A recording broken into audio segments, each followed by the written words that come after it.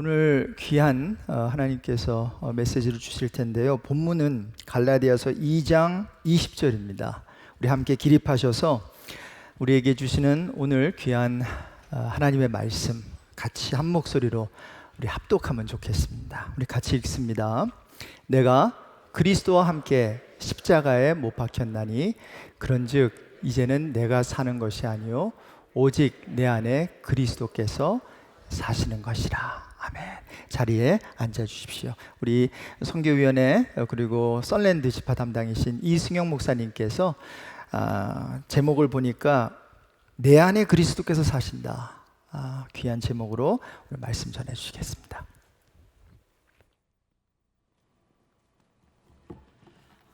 반갑습니다. 성경 구절을 절반 읽었는데 제가 말씀을 전하면서 나머지 절반을 읽으면 될 것 같습니다. 오래간만입니다. 여러분들 이렇게 대면해서 설교하는 게 참 오래간만이에요. 그래서 지금 좀 1부 예배 때는 긴장 좀 했었는데 2부 되니까 긴장이 좀 더 되는 것 같습니다. 하여튼 여러분들은 기억하시지 못하실 거예요. 작년에 팬데믹이 있기 바로 직전 주일, 교회 폐쇄가 아니라 교회 예배를 이제 각자 온라인으로 드리기 바로 직전 주일날 제가 설교했습니다. 그리고 1년이 지나고 이제 오늘 또 여러분 앞에서 이렇게 대면하여서 말씀을 전하게 돼서 너무 또 감사하기도 하고 또 설레기도 하고 또 하나님의 은혜를 또 사모하면서 오늘 하나님께서 어떤 은혜 베풀어 주실까 또 기대도 됩니다. 오늘 말씀은 제가 여러분들께 특별히 어떤 지식을 전달한다거나 어떤 정보를 제공한다거나 어떤 새로운 이야기를 하지는 않을 거예요. 오늘 말씀은 오늘 예배 오신 여러분들이 인생을 지나오면서 한 번은 경험했던 것, 그래서 다시 한번 생각해보는 시간을 가질 거고요. 그리고 그것이 오늘 우리를 어떻게 살아가게 하는가, 그 이야기를 좀 나눠보려고 합니다. 그것은 복음에 관한 이야기입니다. 우리 갈라디아서는 복음에 대해서 상당히 요약해서 잘 설명하고 있는 서신서입니다. 제가 성경 중에 가장 좋아하는 성경책이 뭐냐 하면 갈라디아서를 이렇게 꼽을 수 있을 것 같습니다. 그래서 오늘 말씀을 통하여서 복음이 우리에게 어떻게 역사하는가 그걸 먼저 살펴보고 그 다음 우리는 오늘날 과연 어떻게 살고 있는가, 입으로는 나는 그리스도인이요 복음을 믿은 하나님의 백성이라고 말하면서 과연 나의 삶은 그 복음에 합당하게 살고 있는가, 이 부분을 우리가 오늘 한번 살펴볼 계획입니다. 그래서 여러분들 오늘 말씀을 들으시는 중에 기도하면서 말씀을 들었으면 좋겠습니다. 성령 하나님, 오늘도 내 마음에 찾아와 주시고 매일 드리는 예배, 매일 온라인으로 드리는 예배이기 때문에 오늘 그냥 이 시간 때우고 지나가면 되겠지, 괜히 오늘 예배 안 드리면 벌 받을 것 같으니까 예배는 드려야지, 괜히 예배 안 드리면 가정 불화 생기니까 예배 드려야지, 혹시 이런 마음으로 오늘 예배에 들어오셨다면 이 시간 정말 간절한 마음으로 하나님의 은혜를 함께 구하기 원합니다. 성령 하나님, 이 시간 일주일에 한 번 주님 앞에 드리는 귀한 예배의 시간입니다. 우리들의 마음을 만져주시고 우리의 죄악을 깨닫게 하시며 돌이키게 하여 주옵소서. 신앙생활 30년 40년 해왔지만 하나님, 날마다 똑같은 수준의 나를 봅니다. 하나님, 오늘도 말씀으로 역사하여 주옵소서. 우리 장경도 목사님 기도해 주신 것처럼 성령님 오늘 우리를 변화시켜 주옵소서. 우리 그 간절한 소망 가지고 오늘 우리의 말씀을 듣기를 원합니다. 여러분들 그런 마음으로 기도하며 주의 말씀 듣기 원합니다. 먼저는 저의 이야기를 좀 드리겠습니다. 제 선교 담당 목사한 거는 이제 아시죠? 벌써 4년째입니다. 시간 참 빨리 가죠. 선교 담당 목사로 섬기고 있고 썰랜드 지파 섬기고 있습니다. 그거 이외에 더 많이 아시는 분 계신가요? 저에 대해서? 딸 둘 있고 제가 설교할 때마다 아닙니다. 제 지금 얘기해도 되나 모르겠네. 이제는 더 이상 제가 딸 둘 있고라고 말하면 안 돼요. 딸 둘과 또 하나, 하여튼 네. 네, 하여튼 옛날 설교하면서 제가 기아대책기구에서 좀 일했었다, 철학 공부했다, 사회학 공부했다, 이 정도 여러분들께 말씀을 드렸죠. 그래서 저랑 깊이 교제하지 않으신 분들이 대부분이시기 때문에 저를 잘 모르실 거라 생각을 듭니다. 그래서 오늘은 제 소개, 저의 경험, 저의 신앙생활 소개하면서 오늘 말씀과 연관지어서 여러분들께 귀한 권면을 좀 드려보려고 합니다. 여러분들 저를 이렇게 보시면은 저의 이미지가 좀 어떤가요? 되게 모범생 같지 않으세요? 모범생, 어려서부터 말 잘 듣고 뭔가 어디 가면 뭔가 좀 하고 이럴 만한 스타일이잖아요. 제가 진짜 학교 다닐 때는요, 전교 1등으로 학교를 갔어요. 예? 아침 일찍 친구랑 둘이 누가 더 먼저 오나 이거 시합해서 진짜로 새벽 6시에 막 가가지고 막 경비 아저씨 막 졸고 계신데 문 열어달라 그러고 교무실 문 열고 교실 문 열고 맨날 비가 오나 눈이 오나 정말 학교 1등으로 가는 거는 정말 잘했어요. 저희 어머님이 맨날 그렇게 깨워가지고 막 보내셨는데 불평은 하면서도 또 따라가지고 학교 1등으로 가는 거 잘했습니다. 학교에서도 공부도 그렇게 나쁘게 못하지는 않았어요. 공부도 그냥 적당히 했어요. 아주 잘하지는 않았지만 적당히 했어요. 그래서 학교에서도 모범생이었고 친구들과의 관계도 원만했어요. 친구들하고 사이좋게 잘 지냈거든요. 특별히 모나서 다툰 친구는 거의 없어요. 고등학교 1학년 때인가 어떤 여학생 때문에 한번 싸운 적은 있어요. 제가 싸우고 싶은 거 아닌데 그 친구가 괜히 저한테 와가지고 막 이렇게 저를 때리더라고요. 그래가지고 같이 한번 싸운 적은 있지만 대부분 학교 생활은 모범생, 다른 친구들과도 관계도 좋았고 잘 지냈어요. 그렇지만 그 친구들한테 내가 예수 믿는 사람인가? 친구들은 그걸 전혀 몰랐어요. 저는 부끄러워했어요. 특별히 초등학교 때는요, 내가 예수 믿는다, 교회 다닌다는 것이 되게 부끄러운 나이였어요. 그래서 그런 걸 얘기하지 않고 자랐어요. 그래서 학교 생활은 학교 생활대로 모범생으로 잘 자랐고 또 교회에서도요, 지금처럼보다 아주 모범생이었어요. 어려서부터. 제 기억으로는 태어날 때부터 다니지 않았지만 한 5, 6살 때부터 부모님 손에 이끌려 새벽 예배, 수요 예배, 금요 철야 예배, 주일 오전 오후 예배 다 따라다녔던 것 같아요.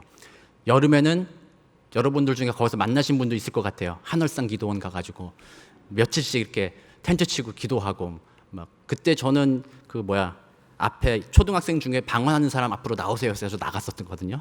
한 대여섯 명 나가서 방언도 막 하고 교회에서도 아주 그냥 착한 학생이었죠. 모범생이었죠. 쟤는 정말 그리스도인이야. 뭐 어릴 때부터 성경 고사대회 뭐 이런 거 있으면 쫙 준비해서 대표로 나가고 어린이 디모데 훈련 열심히 받았고 중학교 시절에는 중학교 중등부회 학생회장도 하고 뭐 교회 생활 나무랄 데가 없었어요. 대학교 가서도 교회 생활하면서 교사도 하고 그렇게 잘 지냈어요.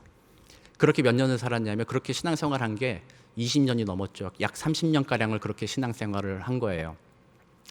아무 문제 없었습니다. 저의 삶에는. 세상에 나가서는요, 세상의 모습 그대로 살았어요. 교회에 오면요, 교회에 맞춰서 교회에 따라서 열심히 잘 살았어요. 세상에 있는 친구들은 내가 그리스도인인지 몰랐어요. 어떤 친구는 네가 그리스도인이야? 그러면 나는 뭐다? 이렇게 말하는 친구도 있을 정도로 그리스도인인지 몰랐어요. 교회에 왔을 때는 저는 대학교 때 철학을 공부하면서 기독교 신앙에 대해서 상당한 회의를 느꼈어요. 기독교 신앙이 이게 뭐냐? 내게 믿게 설명해주면, 명확하게 설명해주면 내가 믿겠는데 자꾸 믿으면은 알게 된다고만 얘기하니까 따지고 돌아가 보니까 결국에는 믿음의 문제인데 그때는 젊은 시절이기 때문에 그걸 이해를 못했어요. 그래서 교회 신앙에 대해서 상당한 불신을 가졌고 또 교회 어르신들의 하는 모습들을 보면서 신앙과 삶의 태도의 괴리를 바라보면서 교회에 대한 상당한 실망을 느꼈어요. 그래서 학교에서는 그런 마음으로 교회에 대해서 함부로 얘기하면서 교회에 와서는 항상 모범생으로서 교사로서 청년부 성경 공부 리더로서 정말로 잘 지냈어요. 그 당시에는 제가 학교 끝나고 집에 그냥 오는 날이 없었거든요. 친구들하고 항상 끝나면 하는 거 있잖아요. 친구들하고 좀 마시고 좀 그러고 놀았고 가방 속에는 항상 담배가 항상 같이 있어서 제가 어느 날 깨달았어요. 교회 갔는데 가방을 맨날 그때는 뭐 학생이니까 360일 똑같은 가방 들고 다니잖아요.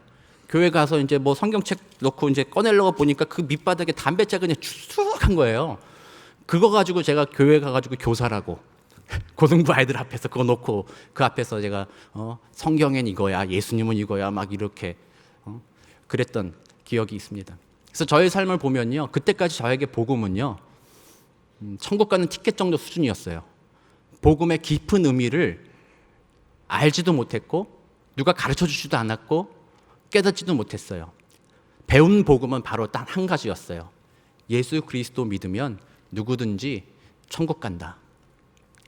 예수 믿으면 이 땅에서 뭐 어떻게 하든 예수 믿으면 천국 간다. 그 복음을 들었던 거예요. 지금 여러분들은 대부분 다 이해하고 있을 텐데요. 그런 복음은 반쪽짜리 복음이에요. 그 반쪽짜리 복음이 한국 교회에 사실은 부흥을 일으켰지만 그 부흥 이후에 한국 교회를 멍들게 한 결정적인 원인이 된다고 생각을 해요. 그 반쪽짜리 원인, 그 복음 때문에 우리는 신앙생활을 하면서 하나님이 우리에게 원하시는 삶에 대해서 전혀 관심을 기울이지 않아요. 어느 정도 적당한 선에서 좀 하고, 그렇게 대충 사람들과 어울려 살다 보면 언젠가 죽겠지. 그렇지만 언젠가 다 예수 믿었으니까 천국 가겠지. 이 땅에서도 잘 살 것이고 천국 가서도 나중에 죽어서도 천국 가서 잘 살 거야. 이런 믿음으로 우리들은 살아왔다라는 거예요. 저도 그래서 친구들한테 그 당시에 친구들하고 대학교 친구들하고 보면요. 똑같이 놀았거든요. 공부도 똑같이 잘 안 했어요. 맨날 놀러 다니느라 바쁘고. 그리고 생각하고 꿈꾸는 것도 그 친구들하고 동일한 거였어요. 어떻게 하면 이 땅에서 좀 더 잘 살 것인가? 어떻게 하면 더 행복하게 살까? 뭐 이런 것들 고민하고 돈 더 어떻게 하면 더 잘 벌까? 그런 고민하고 친구들하고 어떻게 더 잘 놀 수 있을까? 어떻게 더 재밌게 놀 수 있을까? 이런 고민하고 친구들하고 맨날 어울려 다니면서 그냥 놀았어요. 아무 문제의식이 없었죠. 그냥 그렇게 재밌게 놀았으니까. 친구들도 그냥 너도 그렇구나. 너도 우리랑 똑같구나. 제가 그 친구들한테 그리스도인이라는 선한 영향력을 전혀 끼치지를 못했어요. 오히려 그 친구들이 저한테 영향력을 많이 끼쳤죠. 그러면서도 저는 교회에 와서는 정말 의롭게 살았어요. 교회에서 얼마나 의로웠냐면요. 이런 말씀 드려도 모르겠지만 인터넷에 막 글도 막 올리고 그랬어요. 교회가 이래서 되냐? 교회가 세상보다 더하다 뭐 이러면서 막 인터넷에 글도 막 올려가지고 그때 목사님들 힘들게 하고 막 자기 의에 사로잡혀가지고 내가 옳다 이렇게 하면서 나의 매일의 삶은 세상의 가치관으로 엉망진창으로 살면서 교회에만 오면 뭔가 내가 정말 거룩한 사람인 것처럼 의의 투사인 것처럼 막 그렇게 행동하는. 그래서 정말 그러면서 난 스스로를 그리스도인이라고 생각을 했어요. 아무 문제의식 없이 그렇게 30살까지 교회 안에서 세상 속에서 그렇게 살아왔습니다. 그러다가 30살이 넘어서야 진짜 복음을 배웠어요. 복음이라는 거는 단지 예수 믿고 천국 가는 티켓이 아니구나. 복음이라는 거는 우리의 삶을 송두리째 바꾸는 것이구나. 하나님이 그 복음을 우리에게 주신 것은 여러분들이 그 복음을 듣고 지갑 속에 넣어뒀다가 나중에 죽는 순간 꺼내는 그런 복음이 아니라 하나님이 우리에게 주신 복음은 오늘 그 복음을 듣는 그 순간부터 세상으로부터 돌아서라. 그 복음을 믿는 그 순간부터 우리에게 영원한 생명이 있다는 것을 알려주는 그 복음이라는 거예요. 그것이 진짜 복음이었던 거예요. 제가 30살이 넘어서야 그 진짜 복음을 깨달았습니다.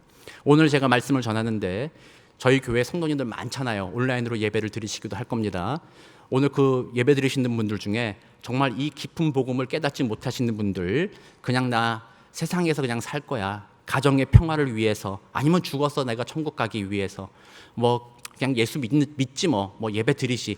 이 정도 수준에서 지금 신앙생활 하시는 분들 아마 대부분일 거라 생각을 합니다. 한 설문조사에서 미국의 대부분 10명 중에 8명이 크리스찬이래요. 그 중에 4명이 또 자기는 거듭난 크리스찬이래요. 그러나 삶의 현상을 돌아봤을 때는요, 그 중에 1명, 2명 크리스찬처럼 살아가지 나머지는 상관없이 살아간다는 거예요. 그렇게 봤을 때 우리 교회도 그럴 가능성이 너무나도 커요.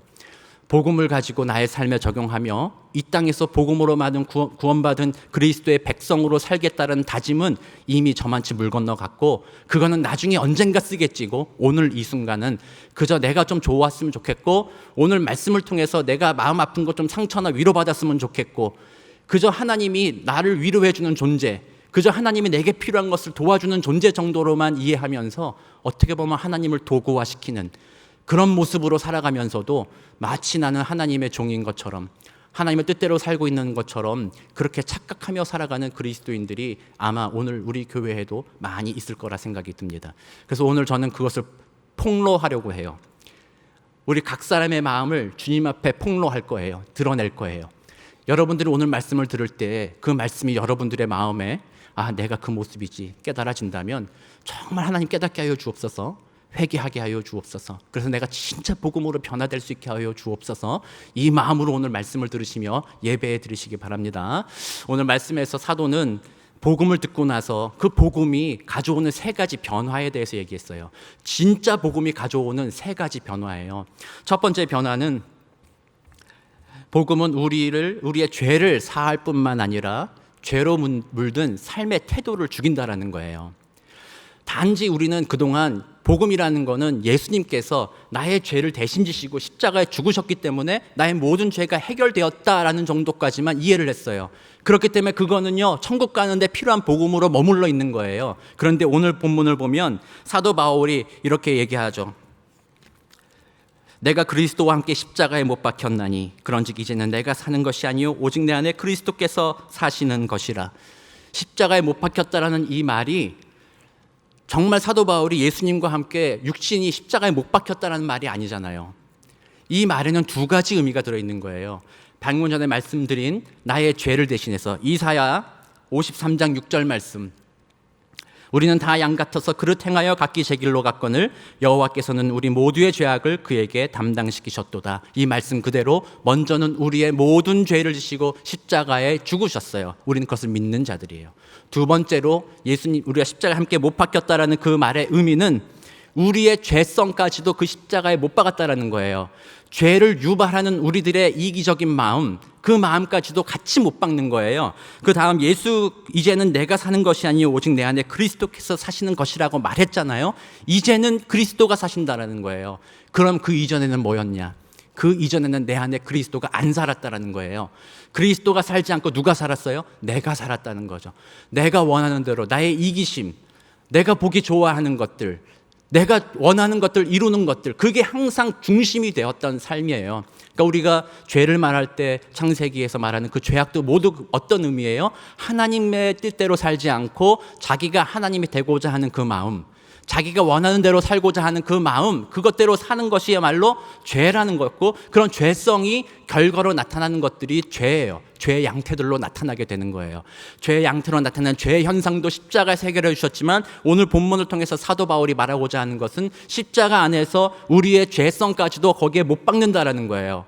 그리스도인들은 이런 사람들이에요. 세상 사람들은요, 전혀 이것과 똑같지가 않아요. 자기 중심적으로 사는 게 뭐가 문제야? 내가 원하는 거 사는 게 뭐가 문제야? 내가 좋아하는 것, 내가 바라는 거 바라는 게 뭐가 문제야? 나는 그렇게 살아도 아무 문제 없어. 그렇지만 그리스도인들은 그게 아니에요. 나의 이기심, 내가 원하는 대로, 내가 바라는 대로, 나의 취향대로 사는 것을 십자가에 못 박는 것, 그것이 그리스도인이에요.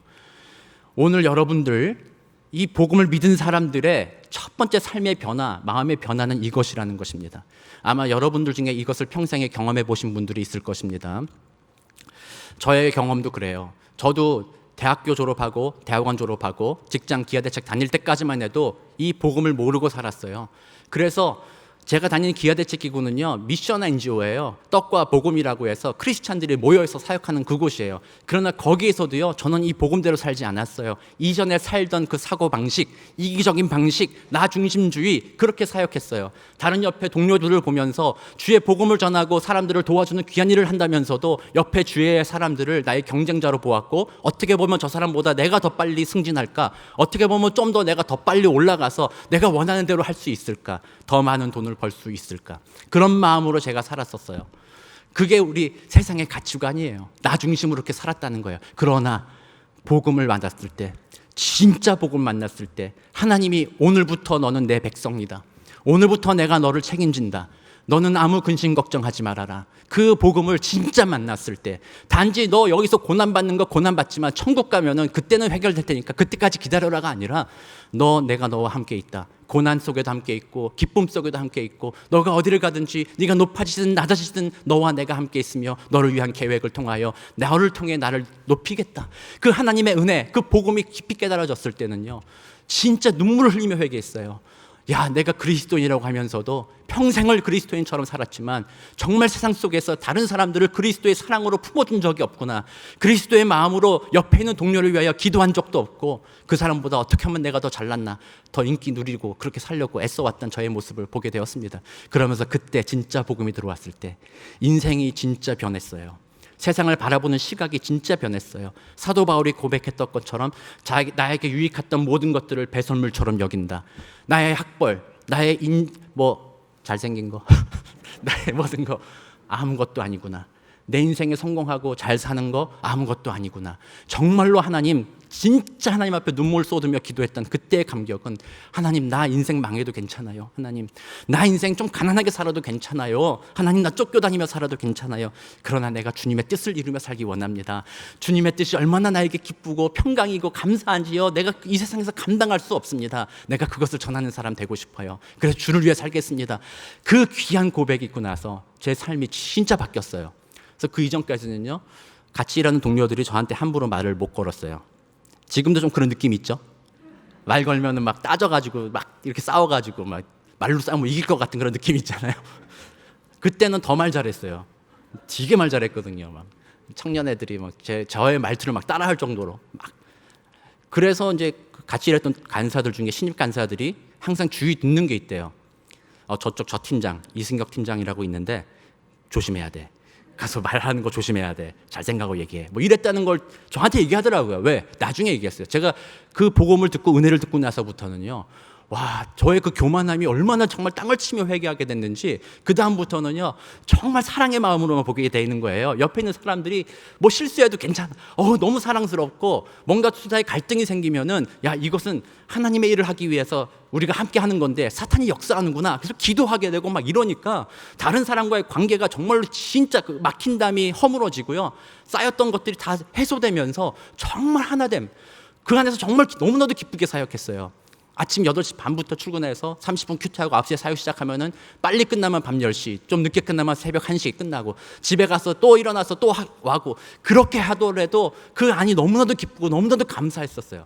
그게 정말로 나의 삶에 진짜 변화를 가지고 왔어요. 그 참된 복음이 나의 삶의 변화를 그렇게 가져왔다는 거예요.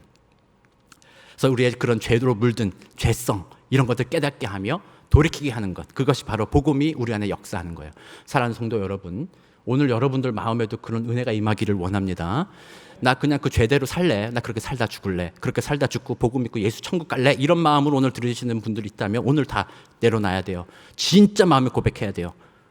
하나님, 나 오늘 마음 바꾸길 원합니다. 하나님, 나의 죄로 물든 태도 오늘 바꾸기를 원합니다. 그 마음 여러분들 고백하시기 바랍니다. 두 번째로 복음이 우리에게 들어와서 하는 일은요, 우리에게 영생을 준다는 거예요. 복음은 우리에게 영생을 줍니다.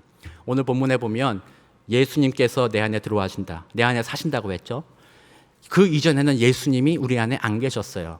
예수님이 누구예요? 하나님의 아들이시며 영원한 생명의 근원 되시는 분이에요. 모든 생명은 그에게로부터 나고 영원부터 영원까지 존재하시는 분이 바로 하나님이시며 예수님이세요. 그 생명의 주체 되시는 예수님이 내 안에 들어와 계시기 때문에 그 다음부터 우리에게는 육신의 죽음은 다가올지라도 우리의 영혼은 영원토록 산다라는 거예요.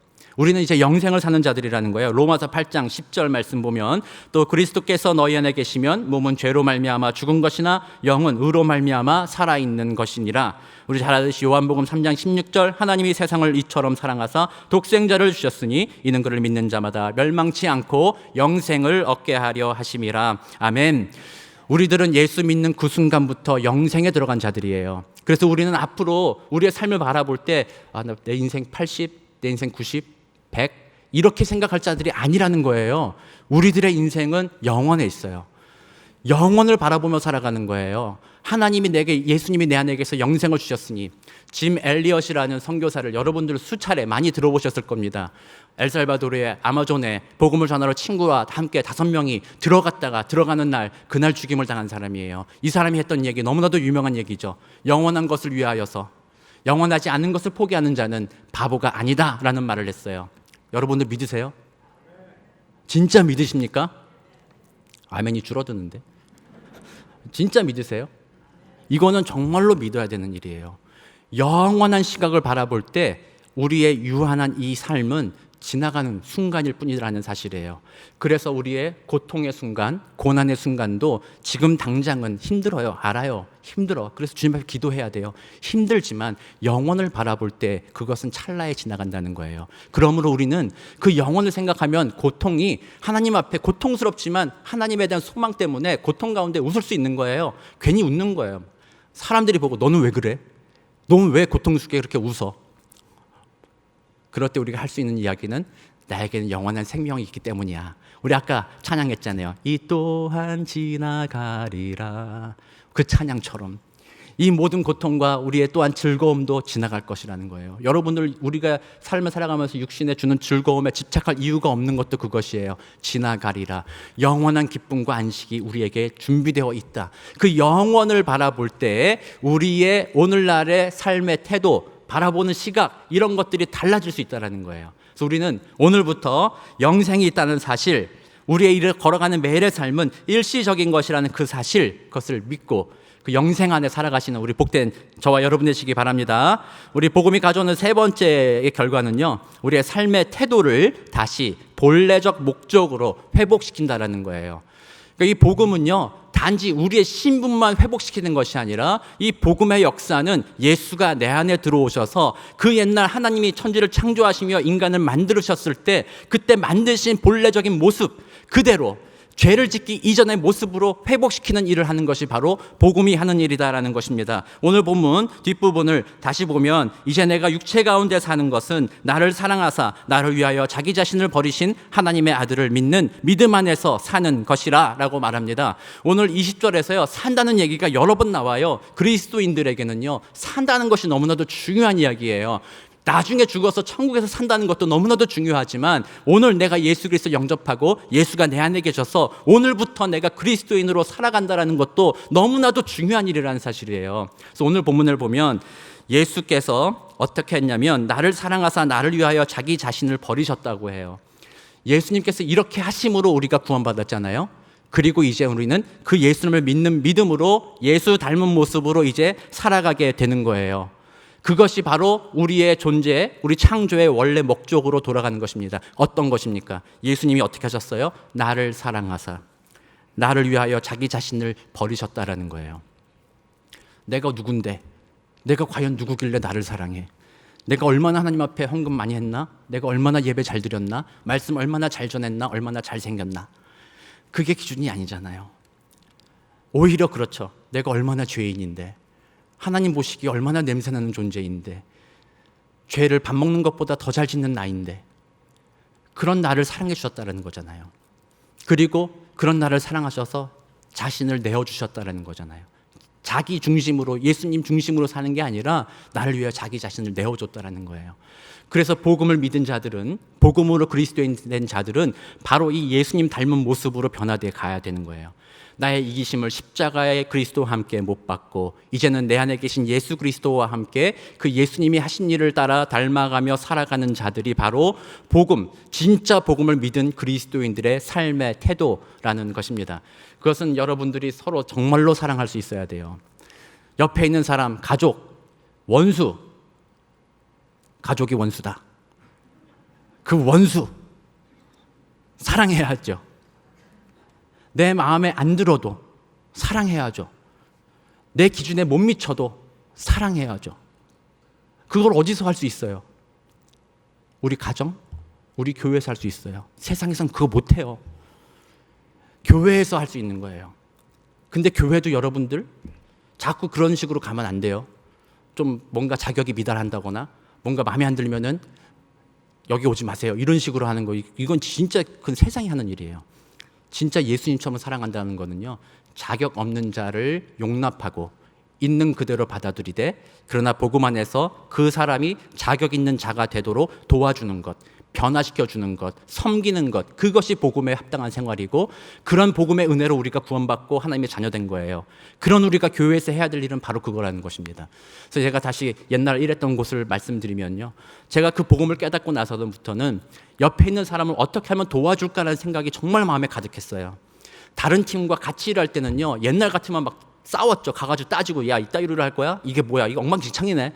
뭐 이런 식으로 했을 텐데, 이제는 이렇게 하는 것이 좋겠습니다. 가서 조언해주고, 오히려 내가 한 번 더 움직여서 도와주고 섬겨주고, 그런 식으로 바뀌었어요. 그랬을 때 일이 더 망했을까요? 더 잘 됐을까요? 여러분들도 삶을 살면서 경험해 봤을 거예요. 너 이거 일 이따위로 할 거야? 막 이렇게 했을 때야말로 그 일이 잘 되던가요? 아니면은 내가 도와주게 같이 한번 해보자, 이렇게 했을 때 더 그 직장이나 일들이 더 행복하고 잘 됐나요? 복음의 능력은요, 정말 이 하나 되게 하는 능력이 있어요. 복음의 능력은요, 기쁨과 평강과 승리에 가게 하는 그 능력이 있는 거예요. 그러므로 여러분들 오늘 정말 주님 앞에 기도하시고 간구하면서 복음으로 내 마음 만져주십시오 하나님. 그래서 내가 정말 이젠 죄성 십자가에 못 박고요, 내가 정말 하나님의 원래 목적대로 옆에 있는 사람, 내가 그 사람 사랑하겠습니다. 그래서 내가 한 번 더 움직이겠습니다. 옛날 같았으면 이거 이렇게 하려다가도 아니지, 이렇게 하면 좋겠습니다, 제가 좀 도와드릴게요. 이게 진짜 그리스도인들이에요. 예수 믿는 사람이 이런 일 하는 사람들 되게 드물어요. 그러니까 10명 중에 진짜 그리스도인은 한두 명밖에 없는 거예요. 대부분의 그리스도인들은요, 똑같이 행동하죠. 이거 엉망진창이네, 이거 뭐 안 되겠네, 같이 못 가겠네, 당신 좀 저쪽으로 좀 가 있으시오. 똑같이 행동하잖아요. 이건 복음에 합당한 게 아니에요. 그래서 복음은 오늘 이제 앞부분이에요. 복음은 이런 결과를 낳는다는 거예요. 우리의 삶의 변화의 결과를 진짜 낳는다는 거예요. 만약 여러분들의 삶에서 그런 열매가 안 나타나고 있다면은 여러분들 어쩌면요, 가짜 복음을 믿고 있는 걸 수 있어요. 진짜 복음은 이런 삶의 열매로 드러나게 돼 있어요. 매튜 미드라는 청교도 시대의 작가가 있어요. 그 사람이 쓴 책이 어마무시한 책이 하나 있어요. 제목이 무시무시해요. 유사 그리스도인. 겉모습은 그리스도인이에요. 똑같아. 헌금도 하고 뭐 교회도 잘 나오고 기도도 하고 거긴 더 나가서 가난한 사람 돕기도 하고 뭐 하는데, 그런데 그리스도인이 아니다. 가짜 복음을 믿고 살아갔다라는 거예요. 진짜 복음을 믿은 게 아니다. 그래서 그런 사람들을 유사 그리스도인, 겉모습만 그리스도인, 껍데기만 그리스도인,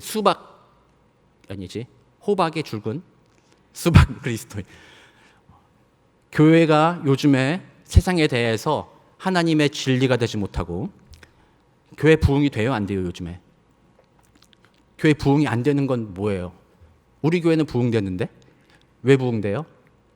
안 믿던 사람이 예수 믿었어요? 다른 교회에 있던 분들이 다른 교회 마음에 안 드니까 우리 교회 오잖아요.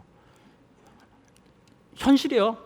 세상이 지금 교회가 다 그렇잖아요. 정말 우리 성도들 중에 나 예수 안 믿어서 그중에 예수 믿고 교회 왔다는 분들 우리 교회는 있어요. 그래서 너무 귀한 거예요. 근데 그게 너무 드물어. 왜 드물어요? 우리가 세상에 대해서 그렇게 그리스도인답게 살지 못했기 때문에 그런 거예요. 그냥 우리끼리만 살기를 원했기 때문에. 그래서 우리는 이 시간 이 복음이 우리를 이렇게 변화시킨다는 것을 기억하면서, 정말 저는 오늘 저한테도 하는 얘기고요, 여러분들께도 하는 얘기예요. 온라인으로 방에서 편안하게 들으시면서 오늘도 1시간 이 또한 지나가리라, 1시간 지나가겠지, 이렇게 하시면 안 되는 거예요. 오늘도 여러분들이 마음을, 내가 정말 이 복음의 열매를 맺는 그리스도인, 진짜 복음이 내 삶을 뒤집었고 변화시키고 그러기를 원합니다. 그 마음으로 오늘 말씀을 여러분들이 들으시고 기도하셔야 되는 겁니다. 오늘 그 본문에서 우리 그리스도의 삶의 모습은 이거다라는 것을 제가 말씀을 드렸어요. 제가 마무리 시간이 많이 갔기 때문에 마무리 정리하면서 아까 말씀드린 대로 우리 자신을 폭로하는 시간을 가질 거예요. 여러분들이 누군가, 내가 누군가, 이걸 폭로할 거예요. 좀 어려운 얘기일 수도 있는데요, 우리는 육체 가운데 끼인 존재예요. 세상에 발을 딛고 살고 있죠. 그러나 그 세상에서 예수 그리스도를 믿음으로 하나님의 백성이 되었어요. 그리고 하나님의 나라는 장차 올 거예요. 그래서 이 중간 세상과 하나님의 나라 사이에 회색지대에서 끼어 있는 존재라는 거예요. 그래서 어떨 때, 아까 제가 말씀드린 대로 제가 그 깊은 은혜를 경험하고 나서 정말 난 주를 위해 죽겠습니다, 주를 위해 살겠습니다, 아무것도 필요 없어요, 주만 있으면 돼요 하고 막 헌신하고, 그 헌신의 결과가 제가 신학을 공부하고 목회자가 됐는데, 지금 목사 돼서 내가 계속 그런 생각하고 있을 것 같으세요? 저도 목회자가 돼서 이럴 줄 몰랐어요. 평신도일 때는 몰랐어요, 목사님들 그런 건지. 근데 목사가 돼 보니까 알더라고요. 목사도 시험과 유혹에 너무나도 쉽게 넘어가는 존재구나. 처음에는 어떤 소명을 받아서 시작했지만 결국엔 나중에 가다 보면 이게 변질될 가능성이 너무나도 크구나. 처음에 제가 신학 공부하겠다고 기도했을 때 하나님이 저에게 주신 말씀이 뭐였냐면, 너 자꾸 큰 대형 교회 가가지고 설교하는 거 바라보면서 너 그게 너무 좋아 보여서 목사하는 거야? 만약 그렇다면 너 하지 마. 너를 내가 시골에 성도 한두 명 있는 교회에 가서 목사하라고 했을 때 거기에는 네가 순종할 마음이 있어? 그러면 너 목사할 수 있어. 하나님이 그 마음을 주셨는데 그때는 어땠어요? 아멘! 정말 그렇게요 하고 목사가 됐는데, 목사 되고 나니까 이것저것 따지는 거예요. 제가 과연 그럴 수 있을까? 그럴 수 있을까? 주변에 사람 보면서 우리 집도 좀 더 잘 살았으면 좋겠는데, 우리 딸 둘이 아니라 또 좀 행복하게 살았으면 좋겠는데, 뭐 그런 거 자꾸 마음이 빼앗기는 거예요.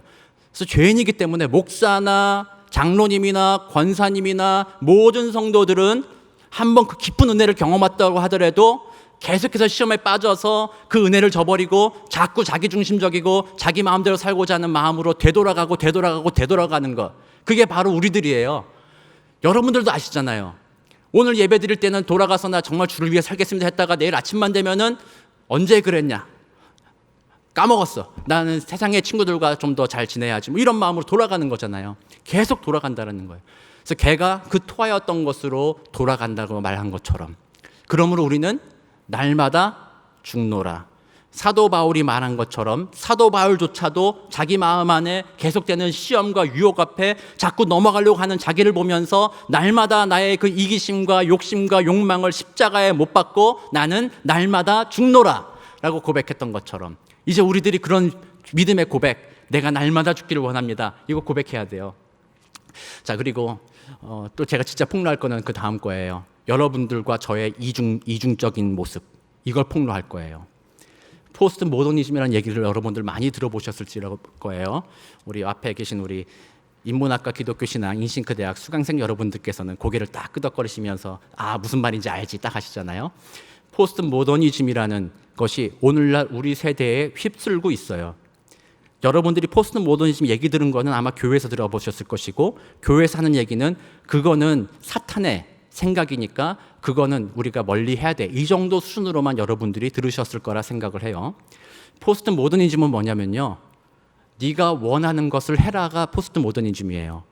옛날 같아서는요, 내가 원하는 것을 하는 것이 아니라 네가 원할지라도 너의 공동체와 네가 속해 있는 곳에 그것이 옳은지 판단해보고 거기에 따라서 할 것은 하고 하지 말 것은 하지 말아라. 이게 모더니즘 시대였어요. 그러나 포스트 모더니즘은요, 네가 원하는 대로 하는 것이야말로 참된 것이고 진리다. 어느 누구도 너한테 그것에 대해서 태클 걸거나 잘못됐다고 말할 권리가 없다. 만약에 그렇게 말한다면 그것은 폭력이다라고 말하는 것. 이것이 바로 포스트 모더니즘이에요. 이 포스트 모더니즘의 구호는 뭐냐면요, 금지를 금지하라. 내 안에 있는 경찰을 죽여라. 네가 하고 싶은 모든 것을 해라가 이 포스트 모더니즘의 가치예요. 요즘 젊은 아이들은 다 그 가치관에 살아가요. 1968년 프랑스에서 68 혁명이 일어나요. 학생들을 중심으로 해서 일어나는 혁명인데 그 혁명이 바로 이 포스트 모더니즘을 가지고 왔어요. 학생들을 감시하던 정부에 대해서, 통제하던 정부에 대해서 우리 그냥 잘 살게 내버려 둬라, 감시와 처벌과 통제를 그만두라고 하면서 일어났던 것이 바로 68 혁명이고, 그것이 온 세계에 퍼지면서 포스트 모더니즘이 온 세계에 편만하게 퍼졌어요. 여러분들은 나는 포스트 모더니즘 아니야 나는 이렇게 말하지만 이미 여러분들은 포스트 모더니즘 속에 살아가고 있어요. 그것이 무엇인 줄 아세요? 증거가 뭐냐면, 첫 번째로는 여러분들은 내가 하고 싶은 대로 하는 것이 옳다라고 생각하는 것이에요. 교회 신앙생활 하면서도 내가 좋으면 하고 내가 안 좋으면 안 해. 그거예요. 다락방 모임을 한다거나 교회에서 성경 공부를 한다거나 기도한다거나 뭐 한다거나 하나님의 말씀 앞에 나와서 기도할 때 우리가 바른 삶을 살며 기쁜 복된 삶을 살고 하나님이 주시는 은혜와 평강을 누리는 삶을 산다는 것을 말해도 그거는 그 사람 말이고 성경 이야기고, 나는 내가 좋으면 가고 싫으면 안 가. 다락방 가서 즐거우면 가고 안 즐거우면 나는 안 가. 예배 그 안에 내가 원하고 듣고 싶은 말을 듣고 들어줘서 은혜가 있으면 가고 아니면 안 가. 이게 여러분들의 삶의 모습이잖아요. 교회 봉사하는 거, 다락방장으로 섬기는 거, 누가 다락방장 할 만한 사람이 있어서 다락방장 해요. 누가 목사 할 만한 사람이 있어도 목사해요. 다 자격 부족이죠. 다 부족한데 하나님께서 부르셔서 순종해서 하는 거잖아요. 그런데 많은 사람들이 자기가 하기 싫어서 안 하면서 핑계는 나는 그런 자격이 안 돼.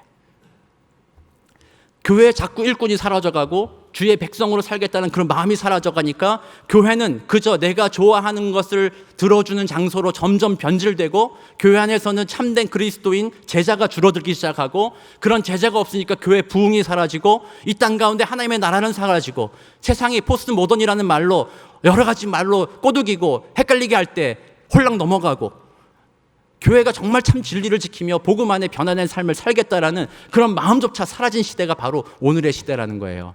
여러분들이 포스트 모던에 물들어 있는 사람들이라는 거예요. 우리가 그걸 인정해야 됩니다. 기억해야 돼요. 동성애 문제, 저는 성경적으로 동성애는 죄라고 말할 수 있어요. 세상 사람들은 포스트 모더니즘 시대에요. 동성애가 무슨 죄야?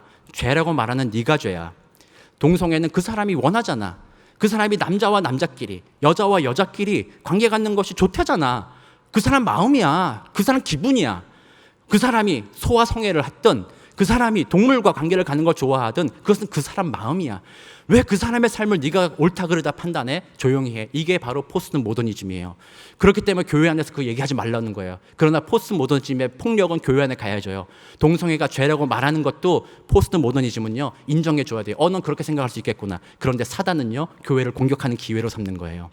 그런 포스트 모더니즘이 여러분들 삶에 가득 차 있어요. 내가 원하는 대로, 내 취향대로, 내 기분대로 거기 맞춰주면 하고 아니면 난 안 해요. 목사님 설교 들을 때도 목사님 넥타이가 삐뚤어졌는지, 넥타이가 파란색인지 빨간색인지 그 취향에 따라서 오늘 은혜 받고 안 받고가 결정되고.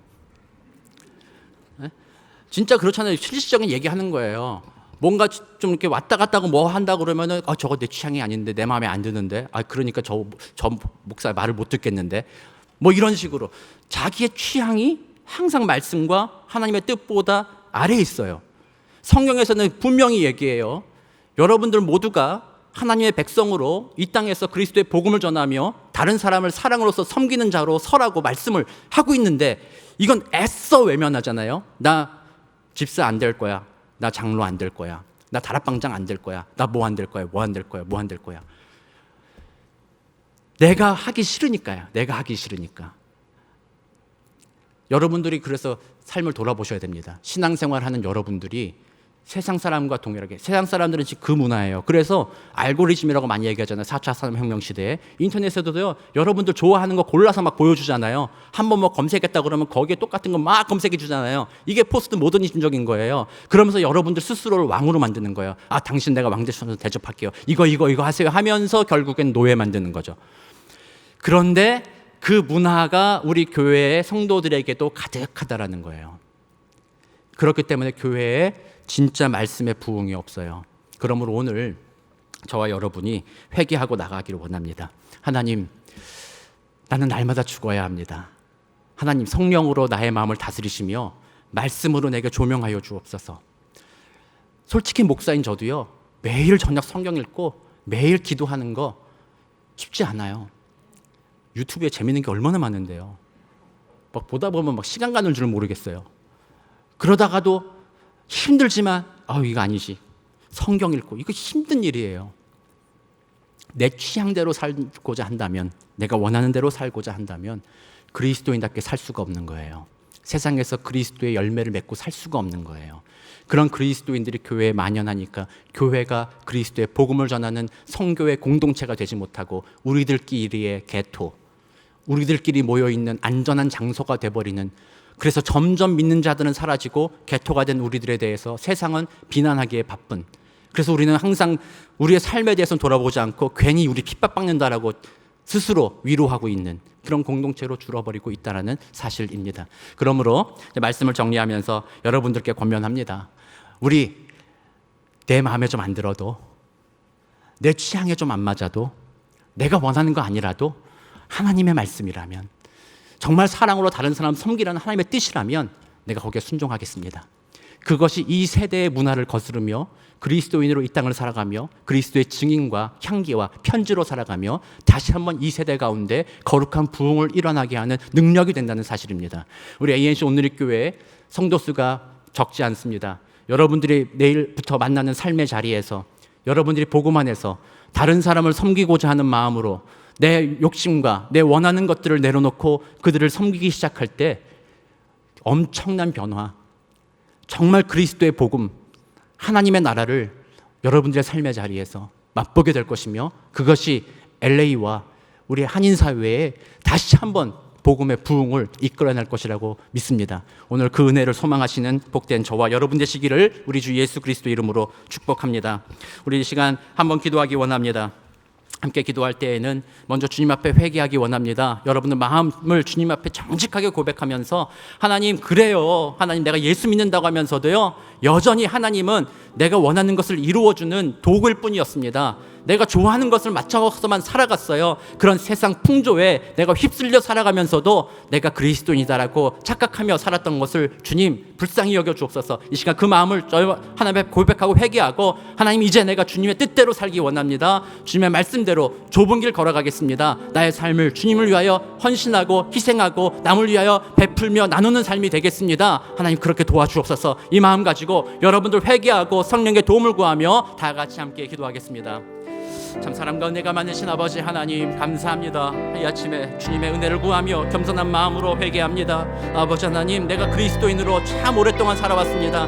몇십 년을 신앙생활을 해왔습니다. 하나님, 그런데도 여전히 나의 마음은 이기적인 마음으로 신앙생활합니다. 내가 구원받기 위해, 내가 뭔가 잘되기 위해 하나님을 믿는 그런 믿음으로만 살아왔습니다. 정말 성경은 끊임없이 너를 위해 사는 것이 아니라 다른 사람을 주님의 불러오기 위하여 헌신하며 살라고 끊임없이 말씀하였고, 복음의 능력이 그것이라고 말하였는데도 우리들은 끊임없이 외면하며 내가 주인 되며 살아왔던 것을 주님 앞에 고백합니다. 하나님, 이 시간 나 중심주의, 이기적인 모든 마음 다 십자가에 못 박기 원합니다. 그리고 이제는 주를 위하여 예수님과 같이 살기를 원합니다. 성령 하나님 내 안에 계셔서 나를 인도하여 주옵소서. 아버지여 도와주옵소서. 참 사람 가운데 만드신 아버지 하나님 감사합니다. 복된 주일날 우리들을 하나님의 예배 자리로 불러주셨으니 이 또한 하나님의 은혜입니다.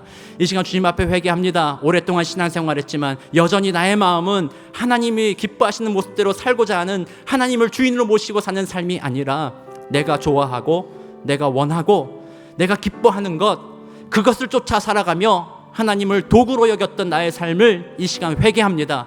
그렇기 때문에 내 삶에 아무 열매가 없었습니다. 수십 년 교회 다녔지만 주변에 있는 사람들은 내가 그리스도인인지도 알지 못하고 때로는 그리스도인인 것을 오히려 비아냥거렸던 그런 모습을 봅니다. 하나님, 이 시간 주님 앞에 회개하오니 우리들의 그 교만했던 마음 다 무너지고, 우리 중심적이었던 그 모든 것 이 시간 십자가에 다 못 박고, 이제는 예수가 내 안에 살아계셔 예수 닮은 모습으로 내일부터 그리스도의 향기요 편주로 살아갈 수 있도록 주님 은혜 더하여 주옵소서.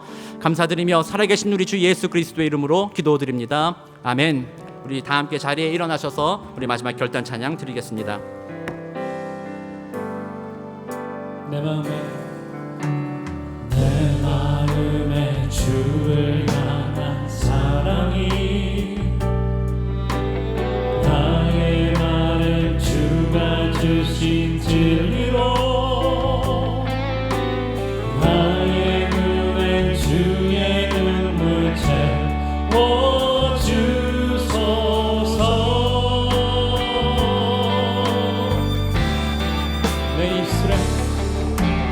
내 입술엔 찬양의 향기가, 두 손에는 주를 닮은 섬김이, 나의 삶엔 주의 흔적 남게 하소서. 그런 삶 가운데 하나님의 사랑이 영원히 함께 하실 것입니다. 하나님의 사랑이 영원히 함께하리. 십자가의 길을 걷는 자에게, 순교자의 삶을 사는 이에게,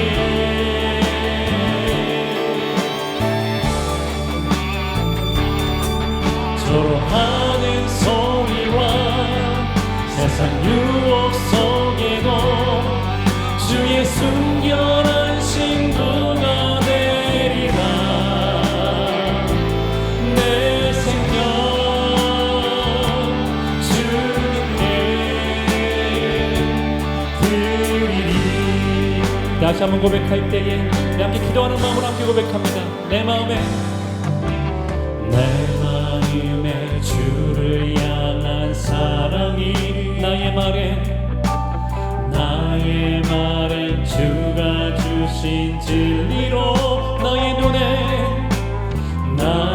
눈에 주의 눈물 채워주소서. 나의 삶이 주님께 드려지는 예배의 삶이 되기를 소망합니다. 내 입술엔 찬양의, 나의 두 손에는 주를 닮은 섬김이, 두 손에는 주를 닮은 섬김이, 나의 삶을 주님께 드립니다. 나의 삶에 주의 흔적 남게 하소서. 아멘. 하나님의 사랑이 영원히 함께하리. 십자가의 길을 걷는 자에게 선교자의 삶을 사는 이에게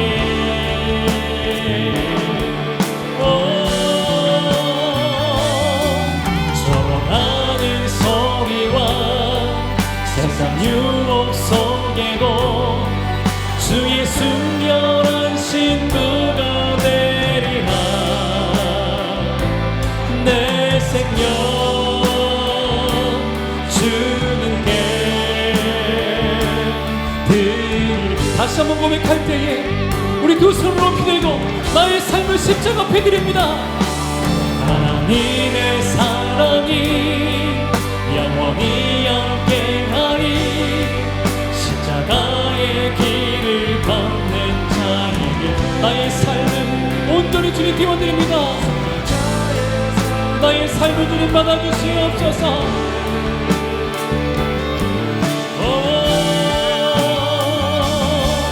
절원하는 소리와 세상 유혹 속에도 주의 순결한 신부가 내 생명 주님께 내 생명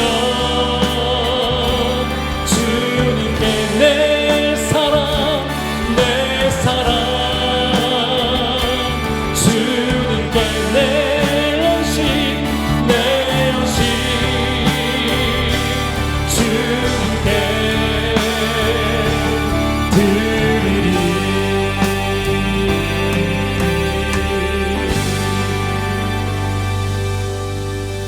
아멘. 하나님 감사합니다. 죄인된 우리들을 받아주시고 하나님의 자녀 삼아주시며 하나님의 은혜로 영원을 바라보며 그 은혜 안에 기쁨과 소망을 누리게 하여 주셨으니 하나님 참 감사합니다. 이제 참된 복음이 내 안에서 역사하기를 원합니다. 우리의 죄성을 십자가에 못 박고 내 생명, 내 헌신, 내 의지 주님께 드리기 원합니다. 이제 손을 들고 주님 앞에 찬양한 귀한 우리 무리들 세상으로 나가는데 성령 하나님 동행하여 주셔서 그 안에 내가 죽고 예수님이 살아서 세상에서 예수를 증거하는 복된 한 주 살아갈 수 있도록 주님 은혜 더하여 주옵소서. 하나님의 나의 주인 되시고 내게 모든 것을 베푸신 은혜의 근원 되심을 기억하여 물질을 구분하여 하나님께 드립니다. 이 모든 것 하나님의 것이나 하나님께 이 작은 것 바치오니 하나님 받아 주옵시고 그 귀한 믿음으로 주님께 드린 모든 성도들의 필요한 모든 것을 공급하여 주옵시며 하나님의 은혜로 충만하게 채워 주옵소서. 또 귀한 물질 하나님의 것입니다. 귀한 교회도 물질을 하나님의 뜻에 맞게 복되고 아름다운 그것으로 잘 사용할 수 있도록 주님 은혜 더하여 주옵소서. 이제는 우리를 구원하시려고 저 높고 높은 하나님의 영광스러운 자리를 버리시고 낮고 낮은 이 땅에 오셔서 침뱉음 당하시고 뺨 맞으시고 조롱당하시고 십자가에 죽으셨다 부활하신 우리 구주 예수 그리스도의 크신 은혜와 죄인된 우리를 구원하시려고 그 사랑하는 독생자 아들을 아낌없이 내어주신 하나님 아버지의 극진하신 사랑하심과 우리 안에 들어오셔 예수 믿게 하시며 그 예수 안에서 영원을 보게 하시며 이제는 예수 닮은 모습으로 살아갈 수 있도록 능력 더하여 주시는 성령님의 인도 교통하심이 복된 주일 주님께 예배하며 하나님 내가 세상에서 복음의 증인으로 하나님의 백성으로 살겠습니다. 나의 마음 다스려 주옵소서. 그런 고백을 하고 돌아가는 사랑하는 성도들 머리 위에 그들의 사랑하는 자녀들 머리 위에 지금도 전 세계에서 사역하는 귀한 사역자들과 선교사들 머리 위에 이제부터 영원토록 함께 있을지어다. 아멘.